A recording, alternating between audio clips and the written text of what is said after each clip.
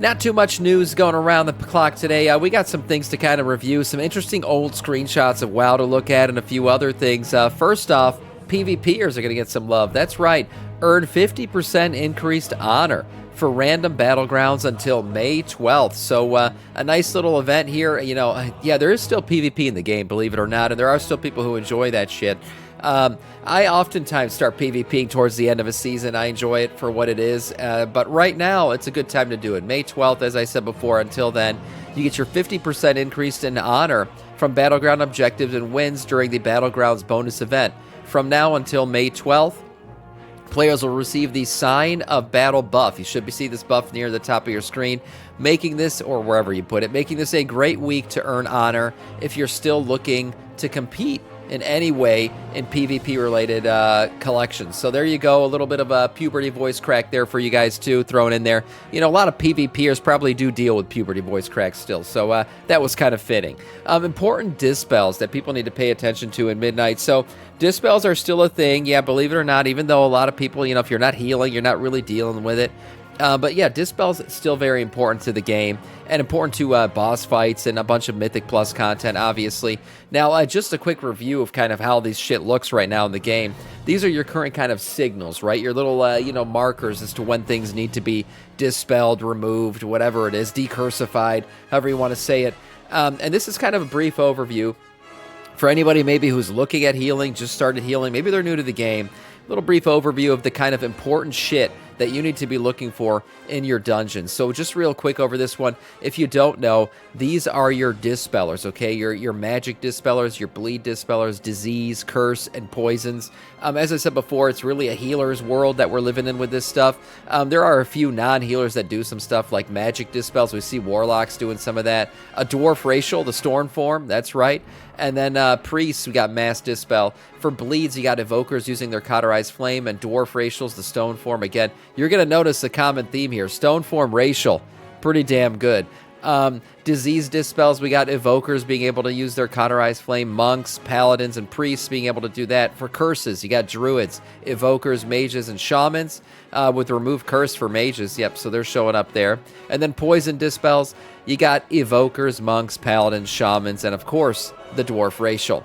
Important dispels for Mythic Plus, you know, right now, obviously, you got different dispels from different bosses and these things. Magistratus, working through these things. 3 different dispels in that dungeon.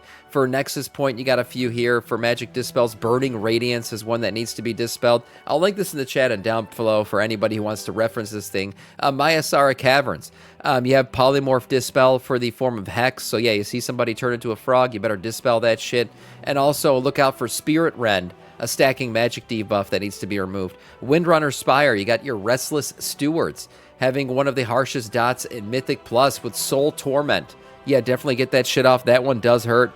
Myasara Caverns is the way to go. That's right. And then, of course, on there too, the Derelict Duo fight, you have players get infected with a Curse of Darkness, which also needs to be removed. Algathar Academy, you're working with Vile Lasher's Elite Vile Bite. That needs to be gotten. And then for evokers using cauterized flame on that one's a really good one. Pit of Sauron, Curse of Torment needs to be looked for.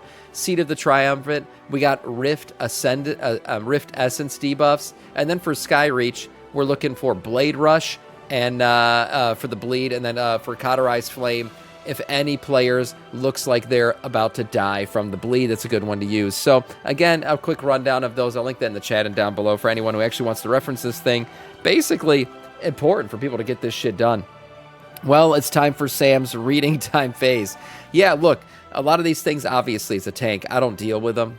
I don't even care about them most of the time. For magic shit, I'll just use my anti-magic shells of Blood DK, but this is important stuff for any of the healers out there, or, you know, some of these DPS classes that have one-offs, like a remove curse from mages and stuff like that. So, important stuff to put in your knowledge bank for WoW players out there, maybe who are new to the game. Easiest way to complete, okay? Everyone gets one. This is an achievement out there right now. Looking at these different achievements right now for the ritual sites and everything else, this one's a bit harder. This one is for the void assaults, okay? And there's a quick way to get this thing done, or at least a quicker way. This is currently like the hardest achievement to get right now in these void assaults. It takes the longest. You got to rescue 50 forces of Azeroth during a void strike. And right now, the best way to do that is to actually wait for the Eversong Woods incursion. And during that incursion, there's going to be a moment where NPCs start to spawn, and you got to save all the little animals. That'll give you about 5 to 15 progress points on this thing. You need 50 at the end of the day, so you're going to have to do more than one of these to eventually get it done. But this is the best way to do it, waiting for the Eversong Woods ones and saving all the little clickable pets out there. That'll get you, like I said, 5 to 15 progress points on this one. There's no mount to be had from this or anything else, just for the achievement whores out there who are chasing achievements. This is a little bit of an easier way to do one of the harder ones in the game. Now let's talk a little bit about Sporefall, right? The new raid coming in 12.0.7, how the loot's going to look and everything. We've talked a little bit about this. We're going to get Spore-fused gear, as they're calling it, which is going to be about 9 item levels higher than the current highest iteration of whatever track you're looking at. The 9 of 9, you know, pushing that stuff to the limit.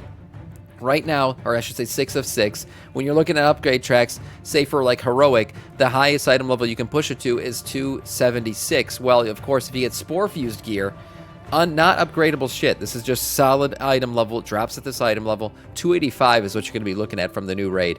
The new raid is going to drop things like chest and feet for cloth, head and waist for leather, mail, we're talking about legs and feet, and for plate, chest and waist. So it gives different armor types. Also, we're going to see some trinkets and different toys as well. So there are necks and rings to be had from this thing for all classes with random secondary stats. And then there is the trinket, the Spore Lords, Maya Cella. I don't even know where they come up with these fucking names. Your spells and abilities have a chance to nourish the mycelium. That's what it is. Biology all over again. Granting you 215 of random secondary stats and leech. Could be a good one, man. This might be biz for a lot of people. But yeah, there you go. You got a trinket. A lot of people are going to want, and remember, a lot of this shit, there's spore fuse shit. This is going to be high item level stuff. Spore fused is a change from the previous, Warbound shit that we were going to be getting supposedly. No, we're not getting Warbound Mythic gear. I think that would have been pretty crazy. Don't forget the Mythic Flex is coming with this raid as well. So 15 to 25 man on Mythic raids. Players will also be able to get additional Nebulous Void Cores if you're still filling out. I don't know who the hell is still working on their little Void Core shit. But yeah, if you're still working on those, you'll be able to get Nebulous Void Cores, of course. And you'll also get a quest early when this raid opens, giving us another bonus roll. So we'll get an extra bonus when this raid opens up, giving us a Void Twisted Spore bit, which can be turned into a Nebulous Void Core. So we're going to get bonus rolls as well. So that's pretty good. An extra one, I guess. With an extra bonus roll, it always puts you in an odd spot. You got to use 2 of these for any raid and 1 for Mythic. So you can decide how you want to use that extra one. But an extra roll is only going to give you another 1 in Mythic, or you can pair it up and X2 on that one. That's right.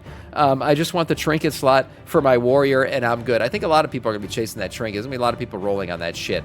There's also some toys. Obviously, there's a Rotmire drop there, and then a few other things, decor items and things. So interesting stuff coming. Obviously, a raid that a lot of people are going to want to do with all that item level boosting. Don't forget, you can still use the, what's it called? The Void Core item to upgrade gear. Right, that end of it's a trinket, or trinkets and weapons. You can push them to a higher item levels. So right now, everyone's item levels in this 0.7 patch are going to get a bit of a boost, considering you have an entire raid dropping higher item level gear, and then you got the new Void Core system where you can actually upgrade your weapons and trinkets to another level. So yeah, 289. Here we go. That's right. Moving on to an interesting throwback here. Looking at this one, this screenshot always re-arises at some point, but somebody reposted an old 2001 alpha screenshot from World of Warcraft on Reddit. And yeah, let's take a quick look, because just looking at this thing, we can really see how WoW has changed over the years. First of all, yeah, nice. She's a chick with a midriff. This looks great. A very pointy tits as well. That's interesting. But the armor slots, obviously, all different. The entire scenic, the views of this thing are all different. Look at the menu at the bottom. We got character spells, like a drop-down or pop-up menu. You had to click on your spells to actually show up. This was interesting. As I said before, the way the armor is set up and stuff, this is kind of weird. But players were noticing, just looking at this, one thing that has kind of remained the same since alpha, basically, of World of Warcraft, The good old faithful mini-map. That's right. Looking at the mini-map, this thing hasn't really changed much over the years. I mean, there's been add-ons that change this thing, but looking at just overall, that's the one thing that your eyes kind of gravitate to is familiar from this is, yeah, the mini-map. The mini-map still has pretty much remained the same. Kind of looks like Diablo. I think, you know, basically Diablo, you got to remember Diablo and Warcraft, right? Not the World of Warcraft. I'm talking about the original RTS Warcraft. They were kind of built off the same platforms, and then World of Warcraft was built off the Warcraft RTS platform. Originally, basically, World of Warcraft started out with the RTS, and they just changed the view from a top-down to a third-person view, and then they worked from there to build out WoW from there on out. So, yeah, of course, you're going to see some similarities with Diablo for sure, different layouts. But, yeah, interesting little screenshot here. This thing always freaking re-rises. I'm sure it will again soon. But, yeah, even the armor, look at the freaking art for the armor. That stuff looks hilarious. Anyways, man, 2001, we're talking about, what, 35 years later here? We're still fucking playing this game. That's pretty crazy.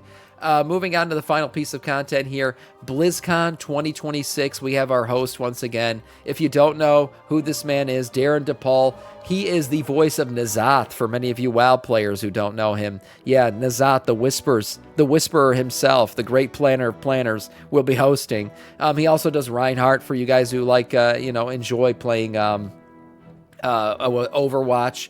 And then we got Tyr Gallywix and Blackhand as well. So this man's done quite a few things. Blackhand from the movie even. So yeah, he's done a lot of voiceovers for a lot of famous WoW characters and other Blizzard characters. So he'll be hosting the BlizzCon Community Nights event, which is where they do the cosplay shit. That probably leads to some kind of like furry sex convention after, if you're into that kind of shit. But other than that, you got your, classic, I guess you can call them cosplayers or famous cosplayers. They'll be hosting this thing as well, or playing as judges for the event. So pretty cool stuff. Yeah, BlizzCon coming back for the first time in 3 years? I'm excited for it. We should be getting some cool announcements. And for today, that is all in terms of news.